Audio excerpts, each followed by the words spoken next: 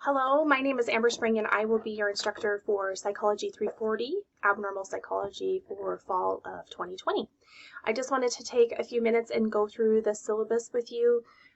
Several of you have already emailed me questions and I'm hoping that me making this little video will help you understand things better. So this is what the course looks like when you log in. It's just a brief message from me here that I would encourage you to read. And to access the syllabus, you're going to click on Content, and then you'll go to Syllabus here on the left.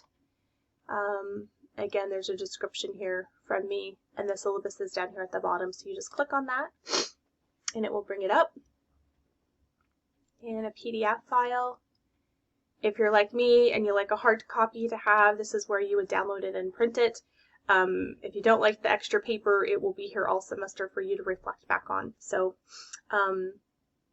the welcome message here is just a course description. I did not write this. This is the course description that we are given from the Montana University system. And this just helps us ensure that if you were to transfer to another school, they would know that what I'm teaching in this course is the same as content or same goals as what is being taught at University of Montana, Montana State University, those kinds of things. So that is a description of the course. Here is my contact information. You can see here that my office location is in Student Health Services. I work full-time as the counselor here, and therefore my office hours are by appointment only. I just fit you in where I'm not seeing clients or I don't have other meetings, etc. The best way to contact me is on my cell phone by either calling me or texting me.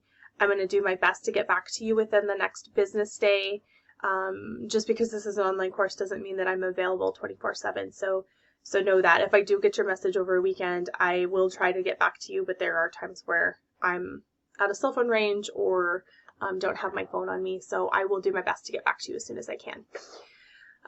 You're also welcome to email me. I've listed my email address there, and that is probably better for me Monday through Friday, 8 to 5, and then using my cell phone on weekends or the evenings.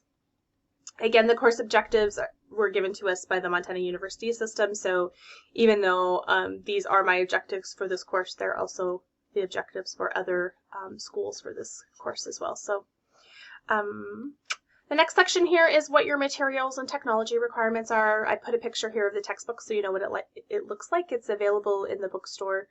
And also, obviously, you're going to need to have reliable access to the internet and Brightspace, as this is a 100% online course. I wanted to go through the criteria for grading briefly. So basically, it's listed all of the different things that I will be grading, how many of them there are, how many points are assigned to each one, what the total number of points are that you can earn in each of those areas, and the percentage of the grade in the course. So there's a total of 1,500 points in this class, and so the breakdown of what you need to get to earn an A, B, C, etc. are listed below. I do reserve the right to make some changes and weighting these depending on the individual class needs. So if I decide to do that, you will be informed of that in Brightspace. So I wanted to go through each of the assignments in a little bit more detail. If you have any questions about these after this video, please feel free to reach out to me. Most importantly, if you have not completed these by the due date or time, you will receive 0 points. And they cannot be made up unless you make arrangements with me. I completely understand that things come up, emergencies happen, unforeseen circumstances, that kind of thing, but I am it's hard for me to give people extensions when I know there are other people that have busted their butt to get things in, even if it meant that they didn't earn very many points. It just makes it more fair for me, I think, in terms of sort of needing to work those out under individual circumstances. So chapter quizzes are worth about 15% of your grade. There's one quiz for each chapter, and I am allowing you to drop one of the quizzes. So ultimately 15 of them will be graded. There are 15 multiple choice questions, and you'll be limited to 30 minutes on each quiz. You are, however, able to take those an unlimited number of times, and only the highest grade that you achieve will actually get recorded into the grade book. So my intention with the chapter quizzes is more or less for you to have a way to review the content in each chapter. These are pulled from the publisher. I have not written the questions for these, and so it'll give you an idea of what the questions are going to be on the test, but these questions will not be exactly the same as they are on the test. So make sure that you're understanding the content and not just memorizing the questions. The next section is something that I'm doing new this semester. It's called regurgitation and reflection, and I've called it this because the first part of and these will be set up like a quiz. The first part of the quiz will be multiple choice, short answer, true, false, etc. about the thing that I've asked you to either read, listen to, etc. So I might have you watch a TED Talk, I might have you watch a news article, read a news article, a journal article, listen to a blog, that kind of thing. All of these are going to help you dive a little bit deeper into the content in each of our chapters. And so the regurgitation section is really just about you telling me that you read it and that you understood it. And then the second part is what I'm calling a reflection. So these questions will be short answer essay questions for you to sort of give your own personal interpretations or how the content affects you, what your opinions are, that kind of thing. And those will be in a short answer / essay sort of format. None of these will be timed, so you'll have as much time as you need to complete them. These are worth 40 points each, and so in essence about 40% of your grade. In my opinion, these are sort of, I don't know, not the most important, but a pretty important part of this course. So when you log into that quiz, it's not going to be timed. You'll have some time to answer those multiple choice short answer true false questions, and then some time to answer those short answer essay questions. I will give you a rubric as to how I'm going to grade those reflections. The next section is your tests, and I realized just now that I had the points distributed a little bit incorrectly, so I've gone back and fixed that for those of you that might have been confused. There will be 3 tests in this course, 150 points each. 100 points will come from the multiple choice questions, so you're going to have roughly 8 questions from each chapter, and each question will be worth 2.5 points.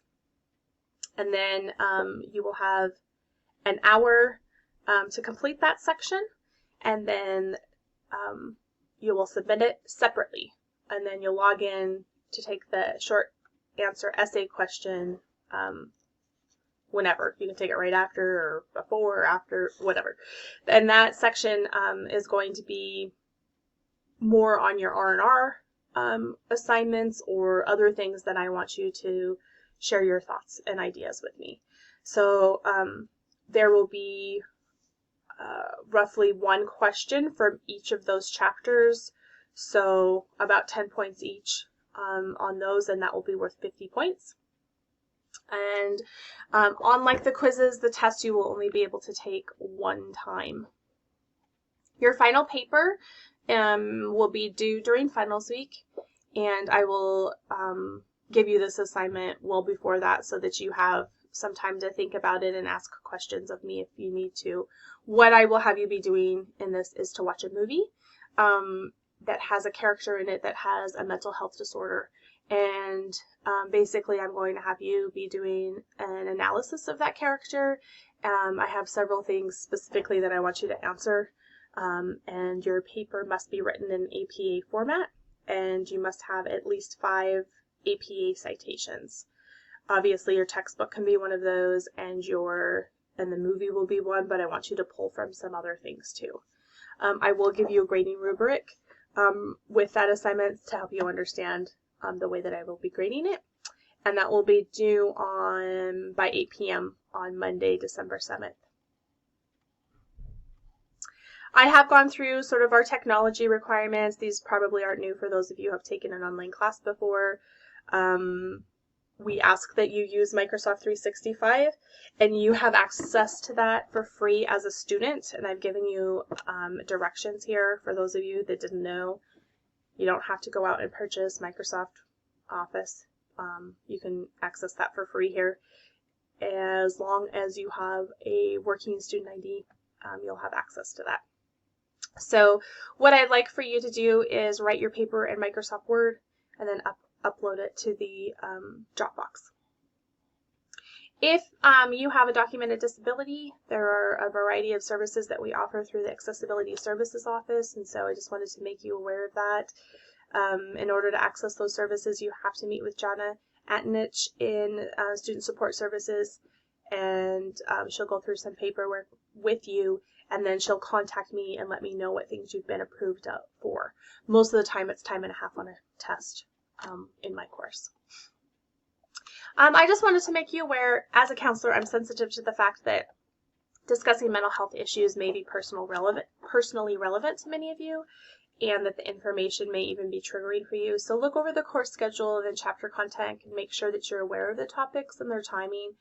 If at any point your thoughts could become overwhelming, traumatizing, or get in the way of your studies, in addition to accessibility services, there are counseling services. I recognize that I'm the instructor for that course, but there hasn't really been an issue with that in the past. I try to treat those things very separately. So let me know if you have some things that you'd need to discuss with me.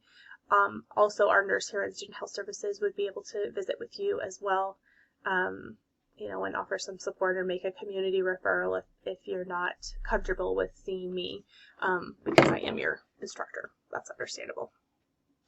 Campus resources I've listed. If you have any issues with Brightspace, Jason's your best person. Accessibility services we've already mentioned, counseling, tutoring. The academic integrity policy is listed here. The biggest one for me is plagiarism, and I will get into that more with the assignments that we go through. So last but not least is our course schedule. I just want to make you aware that my due dates are going to be every other week on Mondays at 8 p.m.